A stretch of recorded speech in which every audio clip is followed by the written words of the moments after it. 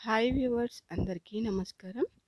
ఈ సంవత్సరం డిసెంబర్ 11వ తారీఖున బుధవారం రోజు మోక్షద వచ్చింది. అన్ని ఏకాదశుల్లో ఉత్తమమైనది మోక్షద ఏకాదశి.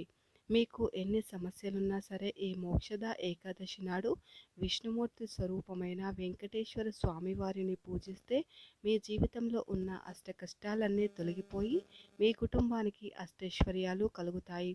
అంతటి శక్తి ఈ మోక్షద ఏకాదశి పూజకు ఉంటుంది. ముందుగా ఈ వీడియోకి ఒక లైక్ కొట్టి మా ఛానల్ని సబ్స్క్రైబ్ చేసుకోండి. ఈ మోక్షద ఏకాదశి రోజును విష్ణుమూర్తికి అలాగే లక్ష్మీదేవి ఆరాధనకు అంకితం. డిసెంబర్ 11వ తారీఖున విష్ణు స్వరూపమైన వెంకటేశ్వర స్వామిని ఎలా పూజించాలి, మరి పాటించాల్సిన నియమాలు ఏంటో ఈ వీడియోలో తెలుసుకుందాం.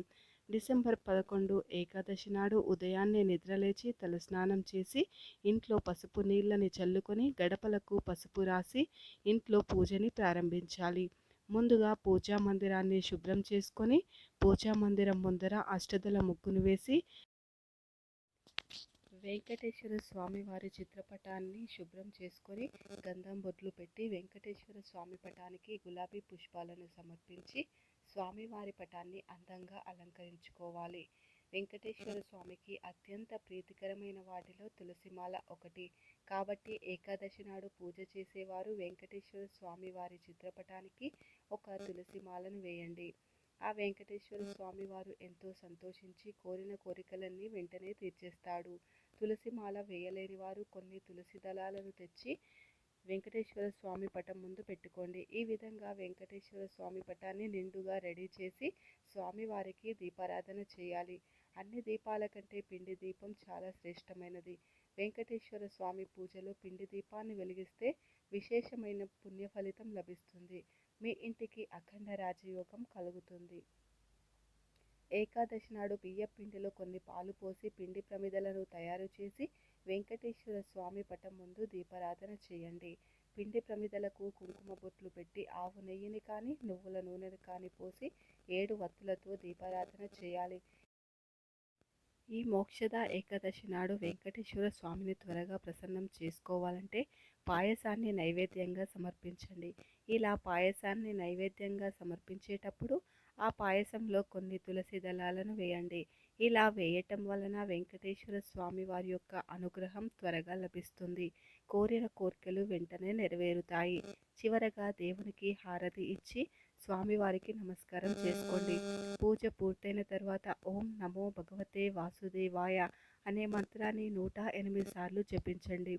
ముఖ్యంగా డబ్బు సమస్యలతో బాధపడేవారు ఈ మోక్షద ఏకాదశి నాడు తులసి చెట్టును పూజిస్తే డబ్బు సమస్యలన్నీ తీరుతాయి.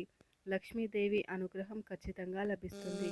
ఎందుకంటే ఈ మోక్షద ఏకాదశి నాడు తులసి మొక్కలో లక్ష్మీదేవి తిష్ట వేసుకొని కూర్చుంటుంది. కాబట్టి ఏకాదశి రోజున తులసిని పూజిస్తే స్వయంగా ఆ లక్ష్మీదేవిని పూజించినంత పుణ్యం లభిస్తుంది. తులసి మొక్క దగ్గర ఒక నెయ్యి దీపాన్ని వెలిగించి తులసికి కొన్ని పచ్చి పాలను సమర్పించి తులసి చుట్టూ 7 సార్లు ప్రదక్షిణలు చేయండి. ఏకాదశి నాడు ఈ పరిహారాన్ని గనుక పాటిస్తే మీ డబ్బు సమస్యలన్నీ తీరిపోయి లక్ష్మీ కటాక్షం సుసంపన్నంగా లభిస్తుంది. ఏకాదశి రోజున ఇంట్లో పూజను చేసేటప్పుడు ఒక రావి ఆకును తెచ్చుకొని రావి ఆకు మీద పసుపు కుంకుమ బొట్లు పెట్టి మీ పూజా మందిరంలో పెట్టుకోండి. ఇంట్లో పూజ పూర్తయిన తర్వాత ఆ రావి ఆకును తీసి మీ బీరువాలో పెట్టుకోండి. ఈ పరిహారం చేయడం వల్ల మీ ఇంట్లో ఎల్లప్పుడూ డబ్బు ఉంటుంది.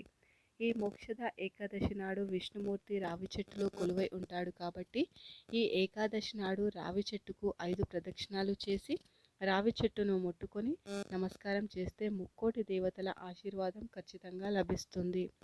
ఇలా రావి చెట్టుకు ప్రదక్షిణాలు చేసేటప్పుడు మీ మనసులో ఉన్న కోరికలను విష్ణుదేవునికి చెప్పుకుంటూ ప్రదక్షిణలు చేయాలి. మీ కోరికలు ఖచ్చితంగా నెరవేరుతాయి. రావి చెట్టుకు నీటిని సమర్పిస్తే లక్ష్మీదేవి కటాక్షం లభిస్తుంది.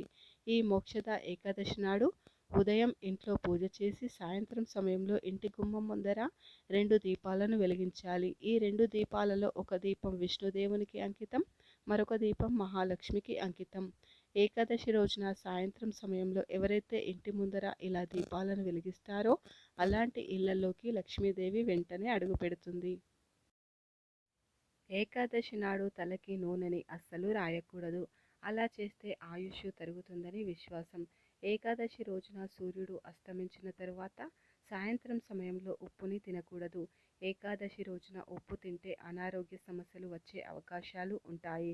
కాబట్టి వీలైనంత వరకు ఏకాదశి రోజున ఉప్పును తినడం మానుకోండి.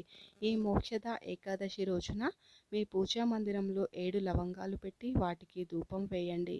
ఇలా వేయటం వల్ల మీ ఇంట్లోకి డబ్బు రావడం ప్రారంభమవుతుంది. ఏకాదశి నాడు ఉదయం ఇంట్లో పూజ చేసి ఒక ఎర్రటి గుడ్డలో కొన్ని బియ్యం పోసి మూటగట్టి ఓం శ్రీం శ్రీయే నమః అనే మంత్రాన్ని 3 సార్లు చదివి ఈ బియ్యం మూటను మీరు డబ్బు దాచే బీరువాలో ఉంచండి. ఏకాదశి రోజున ఇలా చేయటం వల్ల లక్ష్మీదేవి అనుగ్రహంతో మీ ఇంటి ఆదాయం చాలా బాగా పెరుగుతుంది. ఇంట్లో డబ్బు సమస్యలు లేకుండా ఉంటాయి. బ్రహ్మాండ పురాణం ప్రకారం ఈ మోక్షద ఏకాదశి రోజున ఉదయం ఇంట్లో పూజ చేసి రోజంతా ఉపవాసం ఉంటే చాలా మంచిది. ఉదయం ఉపవాసం ఉండేవాళ్ళు సాయంత్రం సమయంలో ఉపవాసాన్ని విరమించి భోజనం చేయవచ్చు. ఈ ఏకాదశి రోజున ఉపవాసం ఉంటే మీ ఇంట్లో సుఖ సంతోషాలు నెలకొంటాయి. ఈ ఏకాదశి నాడు విష్ణు సహస్రనామాలు పారాయణం చేసిన వారికి విష్ణుమూర్తి అనుగ్రహం కలుగుతుంది. ఏకాదశి రోజున తులసి దళాలను కోయకూడదు కాబట్టి ఏకాదశి పూజ కోసం ముందు రోజే తులసి దళాలను సిద్ధం చేసుకోవాలి. ఏకాదశి రోజున వెన్నని కరిగించకూడదు. అలాగే నలుపు రంగు బట్టలను వేసుకోకూడదు. ఏకాదశి రోజున తెల్లవారుజామునే నిద్రలేచి సాయంత్రం వరకు నిద్రపోకూడదు. ఈ మోక్షద ఏకాదశి నాడు శ్రీకృష్ణుడికి 2 తామర పుష్పాలను సమర్పిస్తే సంతాన ప్రాప్తి కలుగుతుంది. ఏకాదశి రోజున తినకూడని పదార్థాలు ఏమిటంటే మాంసం, వెల్లుల్లి, ఉల్లిపాయ వంటి ఆహార పదార్థాలకు దూరంగా ఉండాలి. ఈ వీడియో కనుక మీకు నచ్చినట్లయితే లైక్ చేయండి, షేర్ చేయండి. ఓం నమః శివాయ అనే చిన్న కామెంట్ పెట్టండి. అలాగే సబ్స్క్రైబ్ చేసుకోవడం మర్చిపోకండి ఫ్రెండ్స్. ధన్యవాదములు.